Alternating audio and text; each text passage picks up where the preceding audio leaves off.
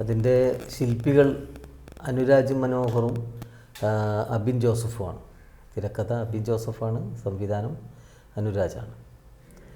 അപ്പോൾ അത് ഞാൻ ടൊവിക്ക് ഒരു മെസ്സേജ് ഇട്ടത് എന്താണെന്ന് വെച്ചാൽ, നിങ്ങൾ നല്ല നടനാണ്, മാത്രമല്ല സ്റ്റാറാണ്, വലിയ വലിയ സിനിമകളൊക്കെ ചെയ്യുന്ന സ്റ്റാറാണ്.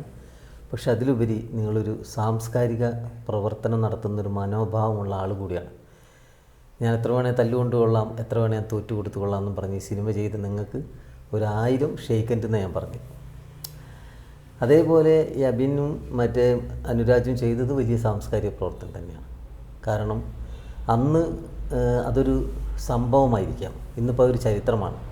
പക്ഷെ നമ്മൾ ജീവിച്ചിരിക്കുമ്പോൾ നടന്ന, നമ്മളോട് മറന്നുപോയ ഒരു ഇത്രയും വലിയ തീവ്രമായ ഒരു രാഷ്ട്രീയ പരമായിട്ടുള്ള ലഹള അവിടെ നടന്നത് മൺമറഞ്ഞിട്ടോ അല്ലെങ്കിൽ മൺമറഞ്ഞു പോയവർക്ക് അത് അനുഭവിച്ചു പോയവരുണ്ടാവും. പക്ഷെ നമ്മളിവിടെ ജീവിച്ചിരിക്കുന്നവർക്ക് അത് മറന്നുപോയൊരു കാര്യമാണ്. അത് ഓർമ്മപ്പെടുത്തുന്ന രീതിയിൽ, ആഴത്തിൽ നമ്മളെയൊക്കെ ചിന്തിപ്പിക്കുന്ന രീതിയിൽ അത് വന്നിട്ടുണ്ട് ഈ പടം.